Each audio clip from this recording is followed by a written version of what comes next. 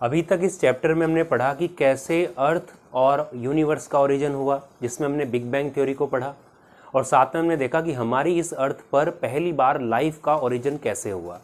उसके लिए हमने डिफरेंट काइंड्स की थ्योरीज पढ़ी, जैसे theory of special creation, panspermia, spontaneous generation, और सबसे इंपॉर्टेंट मॉडर्न कंसेप्ट यानी केमिकल एवोल्यूशन, जिसमें हमने ऑपरेन हेल्डेन की थ्योरी पढ़ी थी।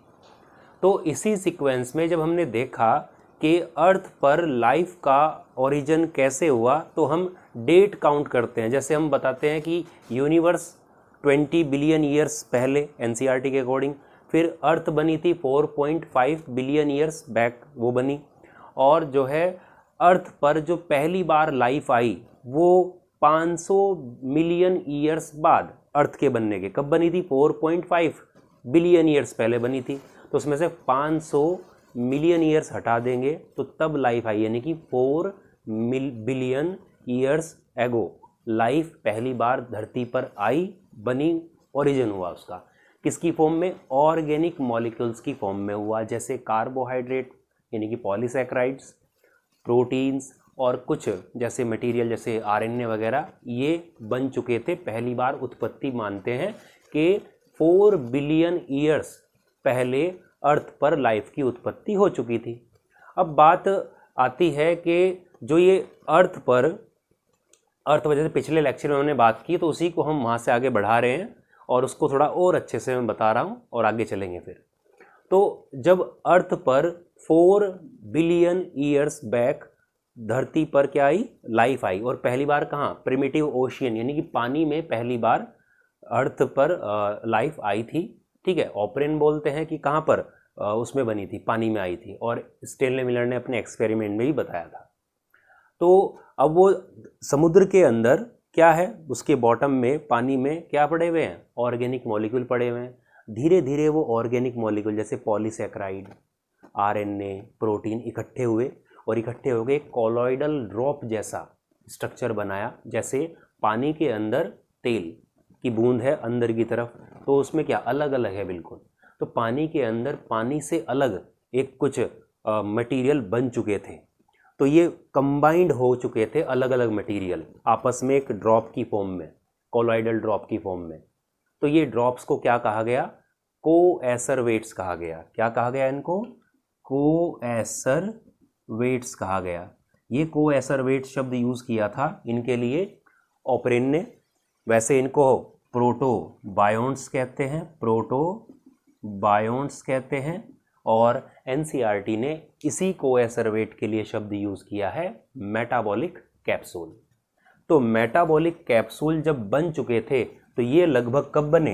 पहली बार लाइफ आई कब? ऑर्गेनिक मैटर जब बने 4 बिलियन ईयर्स पहले, और ये कोएसरवेट्स बन चुके थे 3 बिलियन ईयर्स पहले बने थे, मेटाबॉलिक कैप्सूल बने थे। यानी कि ये क्या थे? पहली नॉन सेलुलर फॉर्म थी। तो आप अगर ध्यान से देखें तो क्वेश्चन बनेगा कि पहली नॉन सेलुलर फॉर्म अर्थ पर कितने हजारों या बिलियन ईयर्स पहले आई थी? तो पहली नॉन सेलुलर फॉर्म मतलब कोएसरवेट, एनसीईआरटी लिखती है मेटाबॉलिक कैप्सूल कब आई थी? 3 बिलियन ईयर्स पहले आई थी। ठीक है, जबकि पहली बार नॉर्मल लाइफ पूछते हैं यानी कि ऑर्गेनिक मॉलिक्यूल की फॉर्म में, तो वो 4 बिलियन ईयर्स बैक है। और पहली बार जो नॉन सेलुलर फॉर्म, ये लाइफ की तरफ मतलब मॉलिक्यूल्स आपस में मिलके एक क्लस्टर, एक गुच्छा बना लिया था मैक्रो मॉलिक्यूल्स का, कार्बोहाइड्रेट, प्रोटीन, आरएनए का गुच्छा है एक तरह से। ये मान लीजिए क्या है, एक ऐसी ड्रॉप है जिसके अंदर क्या कार्बोहाइड्रेट है, आरएनए है, प्रोटीन है, इस तरीके से क्या है ये गुच्छा है, कोलॉइडल ड्रॉप है जो पानी में बिल्कुल सेपरेट है। इसी को क्या कहा गया? कोएसरवेट कहा गया। ठीक है, अब बात ये आती है कि इस कोएसरवेट में क्या हुआ? धीरे धीरे इसमें मेटाबॉलिक रिएक्शन होती रही आपस में कुछ और इसलिए क्या हुआ? एक बैक्टीरिया जैसे बैक्टीरिया रिप्रोड्यूस करता है बडिंग से, ऐसे ही इसमें रिप्रोडक्शन करने की कैपेसिटी आई, मतलब रेप्लिकेशन करने की कैपेसिटी आई, जिससे वो 1 से 2, 2 से 4 ऐसे बढ़ने लगे। और इस तरीके से क्या हुआ कि पहली मतलब इस तरह से जो है इसमें बैक्टीरिया जैसी प्रॉपर्टी आई, रिप्रोडक्शन करने की कैपेसिटी आई। और ऑपरिन के अकॉर्डिंग, जिसने थ्योरी दी थी केमिकल एवोल्यूशन, ऑपरिन के अकॉर्डिंग इस ही नॉन सेलुलर फॉर्म, ये क्या है, ये है non cellular form, non cell नहीं बनी है अभी, सेलुलर फॉर्म, इसी नॉन सेलुलर फॉर्म से आगे चलकर पहली सेल आई होगी, फर्स्ट सेल आई होगी, ठीक है। और एनसीईआरटी में साफ साफ लिखा है शुद्ध शब्दों में कि पहली सेल या पहली सेलुलर फॉर्म 2000 मिलियन ईयर्स पहले तक भी नहीं आई थी, ठीक है ना, कि लाइफ जो है पहली सेलुलर फॉर्म, पहली सेल लगभग 2000 मिलियन ईयर्स बैक तक भी नहीं अपीयर हुई थी, यानी कि इसके बाद ही वो आई होगी। तो इसी सीक्वेंस में हम आज इस वीडियो में क्या देखने वाले हैं कि ये जो पहली नॉन सेलुलर फॉर्म यानी कि जो कोएसरवेट है, इससे पहली सेल कैसे बनी होगी, वायरस कैसे बने हो, बैक्टीरिया कैसे बने हो, यानी कि प्रोकैरियोटिक और यूकैरियोटिक कैसे बने होंगे। कहीं ना कहीं क्या है कि आपको अपने एग्जाम में अच्छे से तैयारी करने के लिए, कि भाई बोर्ड एग्जाम में जैसे बहुत से एमसीक्यू इस बार आपके पैटर्न में आएंगे, और नीट स्पेशली, तो उसमें आपके एमसीक्यू बहुत अच्छे लेवल के आते हैं, तो उसके लिए क्या है कि एनसीईआरटी में से ही आएंगे वैसे मैक्सिमम, लेकिन उसको समझने के लिए हमें थोड़ा सा एक्स्ट्रा जाना पड़ता है एनसीईआरटी को अच्छे से क्लियर करने के लिए, ठीक है। तो उसको अच्छे से करने के लिए हमें क्या करना है, हल्का सा, क्योंकि एक टॉपिक भी ऐसा है कि थोड़ा हमें क्यूरियोसिटी रहती है, इंटरेस्ट रहता है कि यार पहली वायरस कैसे बने हो, प्रोकैरियोटिक यूकैरियोटिक कैसे बने। तो इस वीडियो में कहीं ना कहीं शॉर्ट में हम इनको देखेंगे, जिससे आपको कहीं ना कहीं कुछ तो फ़ायदा इसमें मिलेगा, और आगे हम एविडेंस की बात करेंगे एवोल्यूशन की एनसीईआरटी के अकॉर्डिंग, ठीक है, मतलब टॉपिक, बाकी हम उसको डिटेल में लेके जाएंगे, जिससे कि आपको एनसीईआरटी एक एक चीज़ क्लियर हो, और लास्ट में हम फिर इसके क्वेश्चंस करेंगे। तो शुरू करते हैं कि इस कोएसरवेट से पहली लाइफ कैसे आई होगी, मतलब सेल कैसे आई और अलग अलग टाइप के ऑर्गेनिज्म कैसे आए। तो कोएसरवेट्स थे, ठीक है, तो जो कोएसरवेट्स थे यानी कि जो मेटाबॉलिक कैप्सूल थे एनसीईआरटी के अकॉर्डिंग और ओपरिन के अकॉर्डिंग कोएसरवेट, तो इन्हीं में क्या हुआ, धीरे धीरे चेंजेस आते रहे, और ये क्या हुए, पहली लिविंग फॉर्म भाई कोएसरवेट्स थी, धीरे धीरे क्या हुआ, चेंजेस आए, और पहली सेल जैसे स्ट्रक्चर इन्होंने बनाए। देखो सेल नहीं है अभी, प्रिमिटिव टाइप की सेल है, सेल जैसे स्ट्रक्चर है, सेल नहीं बनी है, ईओबायोन्ट भी कहते हैं। इसलिए क्या है, हमने कहा था कि न्यूक्लियो प्रोटीन, जैसे इसको क्या कहा था, गुच्छा था किसका, कार्बोहाइड्रेट, प्रोटीन और आरएनए, तो आरएनए और प्रोटीन बोलते हैं, तो न्यूक्लिक एसिड और प्रोटीन हो गया, यानी आरएनए और प्रोटीन हो गया, इसका गुच्छा था। तो गुच्छा था तो उसमें धीरे धीरे क्या आई, इसमें सेल्फ रेप्लिकेशन की प्रॉपर्टी आई, तो उसमें डिवाइड करने की जब देखो रेप्लिकेशन जब हो जाएगा तो एक ही मटेरियल के अंदर, क्योंकि मटेरियल बोलूँगा कोएसरवेट को भी मैं, तो प्रिमिटिव टाइप की सेल बोल दूँ या फिर इसको, तो उसके अंदर क्या है कि एक ही जगह पर क्या हुआ कि जो जेनेटिक मटेरियल है वो क्या हुआ, धीरे धीरे डबल हो गया, रेप्लिकेशन की प्रॉपर्टी आ गई, और ये म्यूटेशन के कारण आई होगी। तो रेप्लिकेशन की प्रॉपर्टी आई, जिससे क्या हुआ, वो नंबर में अपने आप को इंक्रीज करेगा। तो सेल्फ रेप्लिकेशन की जो प्रॉपर्टी है ये सिर्फ लिविंग ऑर्गेनिजम्स में पाई जाती है, नॉन लिविंग में नहीं होती है। तो इसलिए क्या हुआ, पहले फर्स्ट साइन यानी कि लाइफ का जो पहला जो हमें सबूत मिलता है, साइन मिलता है, वो यहाँ से मिला, यानी कि हम कह सकते हैं कि लाइफ की शुरुआत हो चुकी है, बिगनिंग ऑफ लाइफ। इसी तरीके से हम आगे देखते हैं कि ये तो हुआ कि भाई पहली सेल इस तरीके से बनी होगी, धीरे धीरे डेवलप हुई होगी। तो इस प्रोटोसेल से आगे चलकर किस तरीके से एक एग्जैक्ट बिल्कुल प्रॉपर डेवलप्ड सेल कैसे बनी, वायरस कैसे बने, तो देखते हैं। तो वायरस की बात करते हैं, वायरस जैसे ही वायरस लाइक पार्टिकल कैसे बने होंगे। देखिए जो प्रोटोसेल मतलब क्या है कि कोएसरवेट्स का थोड़ा डेवलप फॉर्म है, जो सेल की तरह लगता है। तो इसमें क्या हुआ कि प्रोटोसेल जो है वो क्या है, एक तरह से भाई कोएसरवेट्स थे, जैसे क्या था इसमें भाई न्यूक्लियो प्रोटीन यानी कि आरएनए है, मान लीजिए क्या है आरएनए है, यहाँ पर अलग अलग क्या है, ये प्रोटीन है, और भाई पॉलीसैकेराइड है, क्या है कार्बोहाइड्रेट यानी कि पॉलीसैकेराइड, गुच्छा है ऐसे। समुद्र में ऐसे पड़े हुए हैं, क्योंकि समुद्र में ही पहली लाइफ कहाँ पर आई थी, समुद्र पानी में आई थी, ओशियन में। तो प्रोटोसेल पानी में पड़े हुए हैं, इनमें से क्या हुआ, थोड़ा सा पोर्शन इसका क्या हो गया, अलग हो गया इससे, मान लीजिए इतना अलग हो गया, और इस तरह से एक ये है, ऐसे ही क्या बराबर में और भी इस तरह के कोएसरवेट प्रोटोसेल्स हैं, बहुत सारे ऐसे हैं। तो ये इससे अलग हुआ और इससे अलग होने के बाद में क्या हुआ, इनएक्टिव हो गया, इसमें कोई चीज़ नहीं रही, इनएक्टिव हो गया और ये बराबर में तैरता तैरता तैरता दूसरे कोएसरवेट में जाके मिल गया और मिलते ही क्या हुआ, दोबारा से फिर से एक्टिव हो गया। यानी कहीं ना कहीं वायरस के करैक्टर आ रहे हैं। ये वायरस क्या करता है, लिविंग से होस्ट से बाहर जाए तो डेड माना जाता है और दोबारा से किसी होस्ट को इन्फेक्ट कर दे लिविंग तो वो लिविंग हो जाता है। इसलिए क्या लिखा, few core of nucleoprotein get separated, कुछ इसमें से अलग हुआ और अलग होने के बाद में फ्री इन ओशन, ओशन में फ्री पड़ा रहा और जब इनएक्टिव हो गया, लेकिन जब इसको कोई दूसरा ईओबायोन यानी कि प्रोटोसेल मिली, कोएसरवेट मिला, तो ये दोबारा से एक्टिव हो गया, दूसरा कोई मिला तो दोबारा से एक्टिव हो गया। इसलिए क्या बोलते हैं, वायरस जैसे स्ट्रक्चर इस तरह से शायद बने हों, क्योंकि कोई था तो है नहीं उस टाइम पे देखने के लिए कैसे है क्या है। तो इसी को क्या बोलते हैं, रेट्रोग्रेसिव एवोल्यूशन। रेट्रोग्रेसिव मतलब क्या, कॉम्प्लेक्स से सिंपल, क्योंकि नॉर्मल एवोल्यूशन हम क्या बोलते हैं, सिंपल से कॉम्प्लेक्स, लेकिन रेट्रोग्रेसिव मतलब घटता हुआ, ठीक है, कॉम्प्लेक्स से सिंपल की तरफ, क्योंकि कॉम्प्लेक्स थे उससे सिंपल बना बिल्कुल, तो ये वायरस होता है।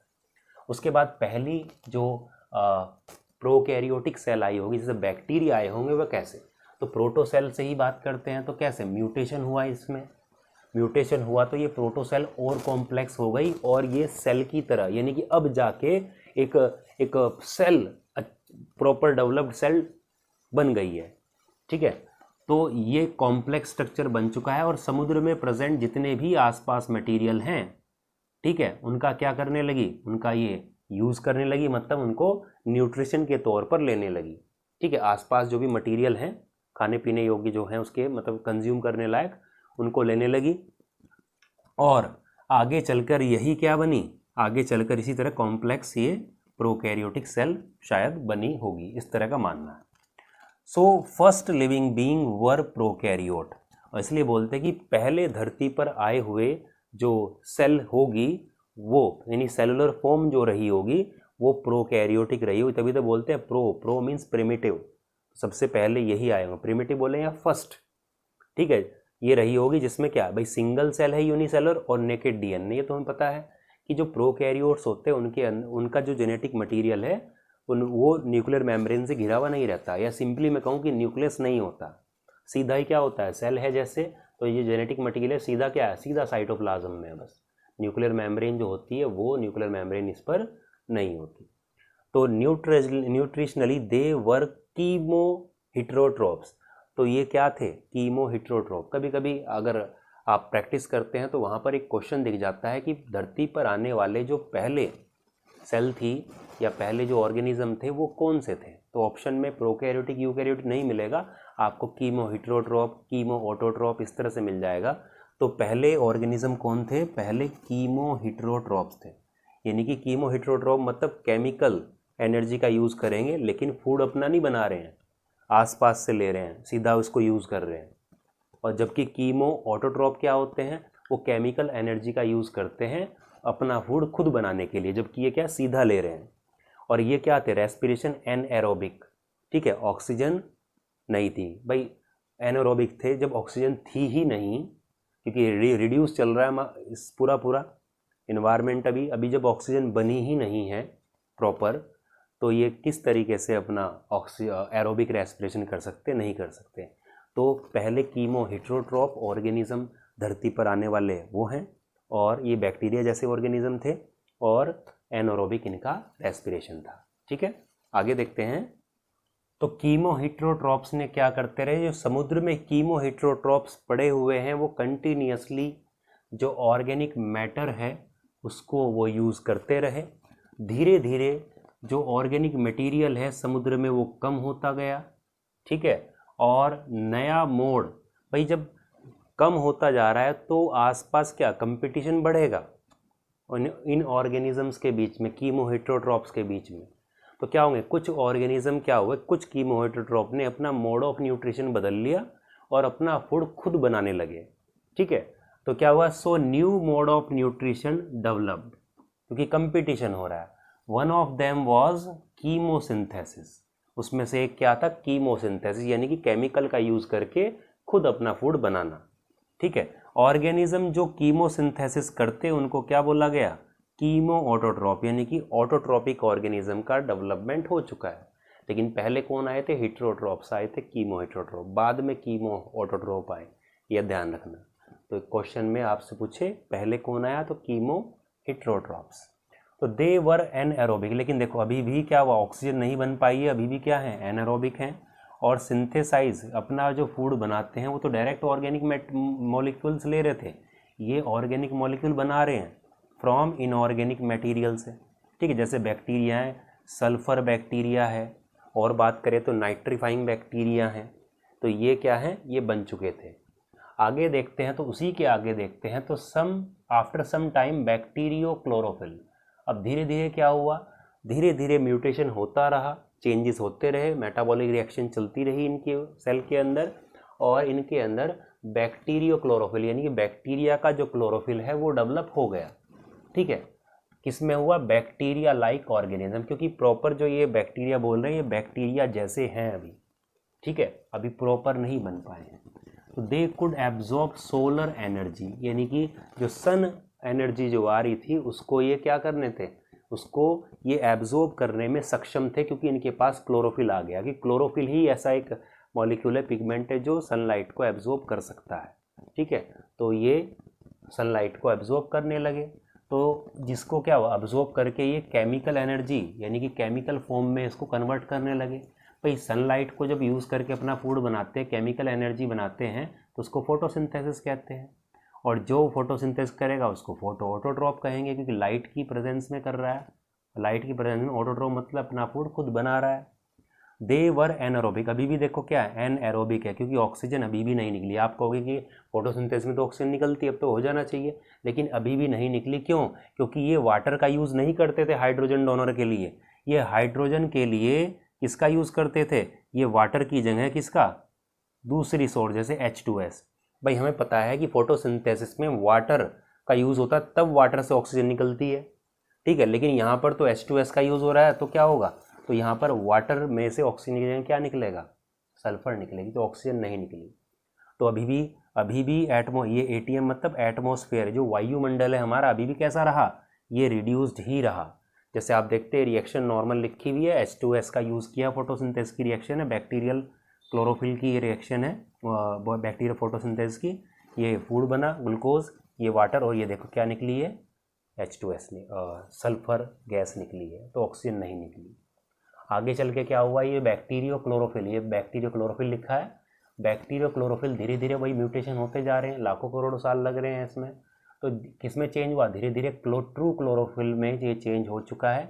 और जिन ऑर्गेनिज्म में ट्रू क्लोरोफिल था वो आज के जो साइनोबैक्टीरिया है ना, आज के जिनको आप क्या ब्लू ग्रीन एल्गी भी कहते हैं, अभी नाम क्या दे दिया है उसको, साइनोबैक्टीरिया नाम दे दिया है, उनके जैसे कुछ लगते थे, स्ट्रक्चर उनका ऐसा था। ये क्या करते थे, हाइड्रोजन डोनर के लिए ये H2S का यूज़ ना करके किसका यूज़ करते थे, ये वाटर का यूज़ करते थे। दे यूटिलाइज हाइड्रोजन डोनर, ठीक है, किससे, फ्रॉम वाटर, वाटर का यूज़ करते थे। और वाटर का यूज़ करेंगे तो क्या निकलेगी, ऑक्सीजन। तो देखिए CO2, वाटर, ग्लूकोज, ये निकली ऑक्सीजन और वाटर। ये ऑक्सीजन जब निकल गई तो मतलब क्या, ऑक्सीजन रेवोल्यूशन, हमारी अर्थ पर ऑक्सीजन, फ्री ऑक्सीजन जो एटमॉस्फेयर में फ्री है, फ्री ऑक्सीजन बन चुकी थी। यानी कि जब अर्थ का एटमॉस्फेयर है, जो अर्थ का वायुमंडल है, वो अब क्या हो जाएगा, रिड्यूसिंग से ऑक्सीडाइज हो जाएगा। और जब रिड्यूस एनवायरनमेंट से ऑक्सीडाइजिंग हो जाएगा तो जो फर्दर केमिकल एवोल्यूशन है, केमिकल एवोल्यूशन मतलब धरती पर पहली बार जब क्या वो बन रहे हैं, ऑर्गेनिक मॉलिक्यूल बन रहे हैं, धरती पर लाइफ आ रही है, वही केमिकल एवोल्यूशन है। तो जहाँ पे ऑक्सीजन बन जाएगी उसके बाद में बायोलॉजिकल एवोल्यूशन शुरू हो जाएगा फिर, ठीक है ना। तो ये क्या हो गया, फर्दर केमिकल एवोल्यूशन ख़त्म हो चुका है। ये सेल जैसे स्ट्रक्चर हुए हैं, बाद में क्या होगा, बस यही आगे चल के, इसमें और कोई चेंज नहीं होगा, यही आगे चल के पहली सेल की फॉर्म में कन्वर्ट होंगे। तो ये पॉसिबिलिटी यहाँ पर ख़त्म हो जाती है ऑक्सीजन के बनते ही। अब इस फ्री ऑक्सीजन ने जो गैसेस थी, मीथेन, अमोनिया, इसको ऑक्सीडाइज किया और कुछ इस तरह की गैसेस बनी, कार्बन डाइऑक्साइड, नाइट्रोजन और साथ में वाटर बना। यानी कि आज का जो एटमॉस्फेयर है लगभग उस तरह का बनता जा रहा है।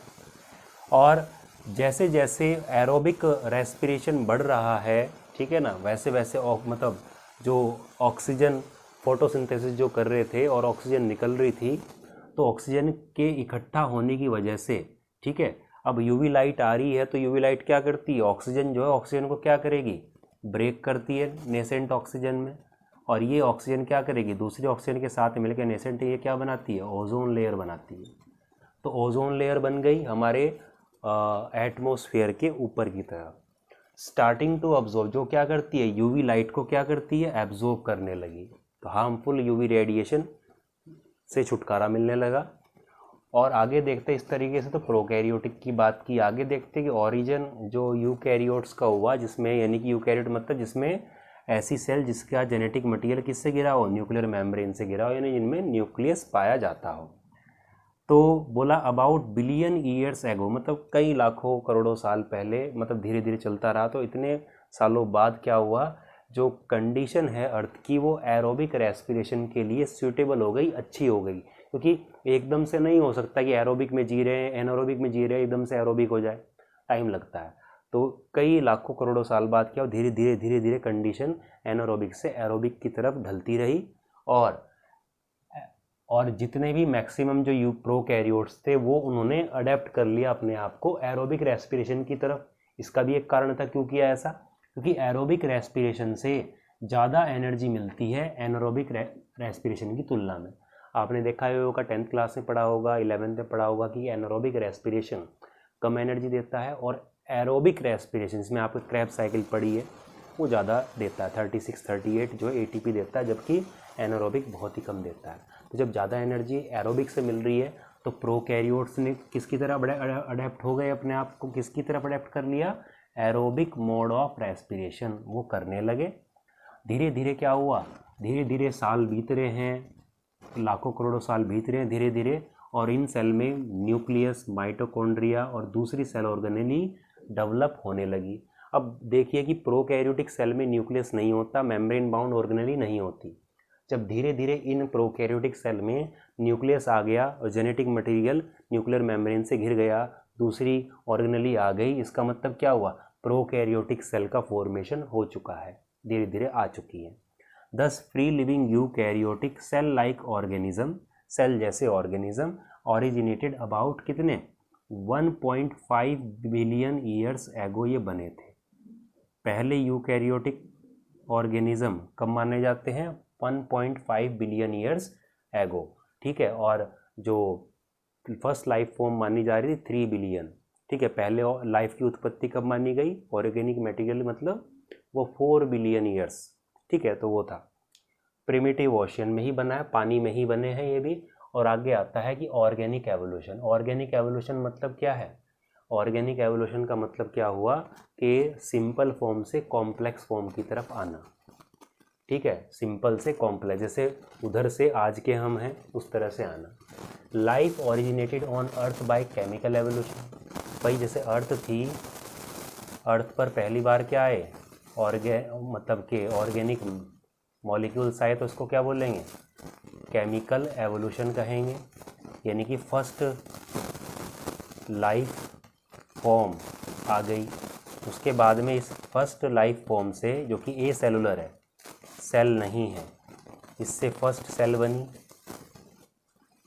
बनी, यानी कि पहली सेलुलर फॉर्म